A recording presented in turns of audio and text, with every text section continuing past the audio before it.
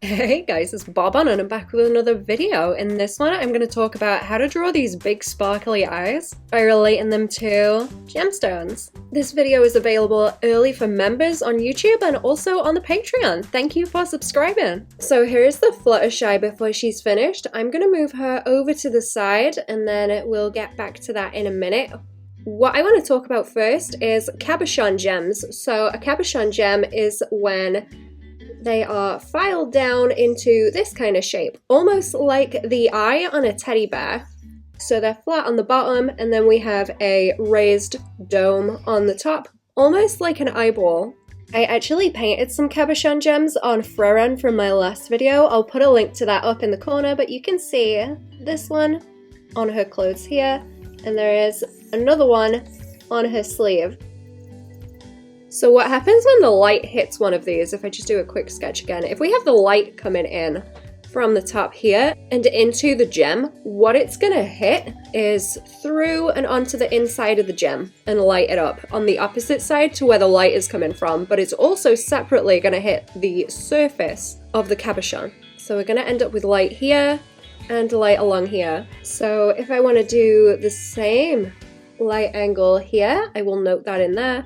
I'm gonna lock the transparency of the layer where I have this oval, and let's start out with the color that our eyes are. So it's gonna be this teal green sort of color, and I am gonna make this dark to start with. And in this first bit of lighting, as it follows through and into the gem, what that's going to do is move through the color that is here. And if you've ever seen anything that is translucent or transparent where it will catch the light and the light comes through it, maybe even like stained glass windows, it's really going to pop out the color. So we're going to end up with something a lot brighter and saturated like this.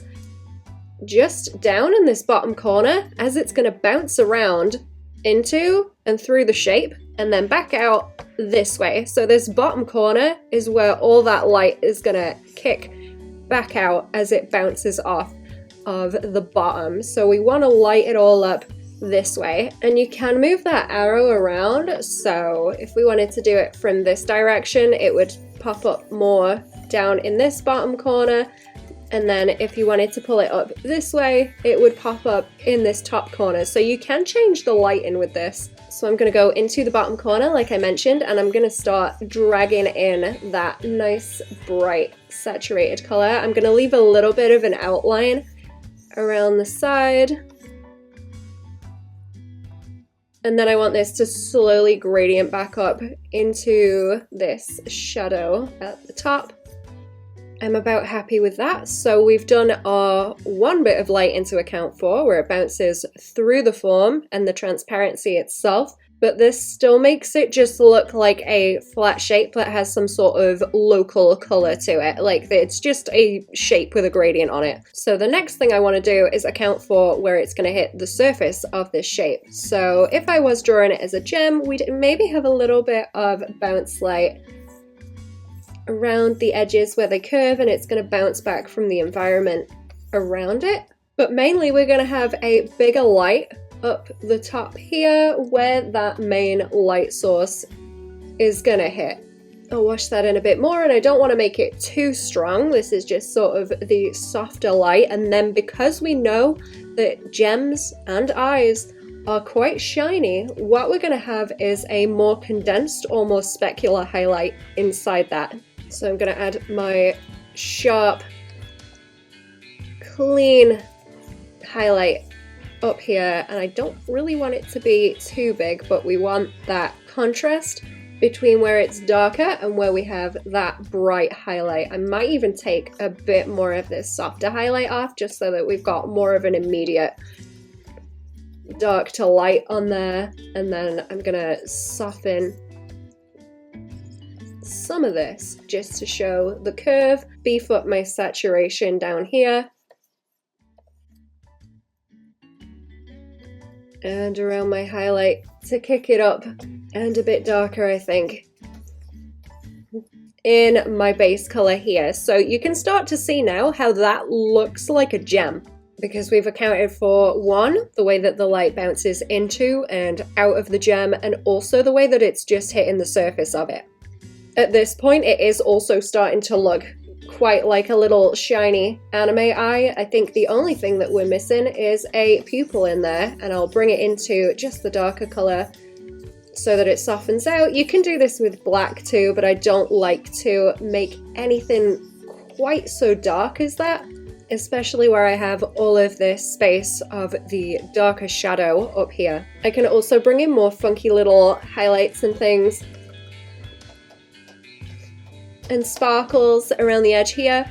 Another reason this works also is that you usually have that higher lighting direction that comes in this way, so you're most of the time going to end up with this kind of highlight down in the bottom corner on either side. And if you use this as an eye, you're gonna have the eyelid and you're gonna have some kind of cast shadow from that eyelid, so that's already accounted for and worked into the gradient there. Let me cover the rest of that up, and then you'd also probably move down the highlight to be something like this, and that is already looking a lot more like a little anime eyeball.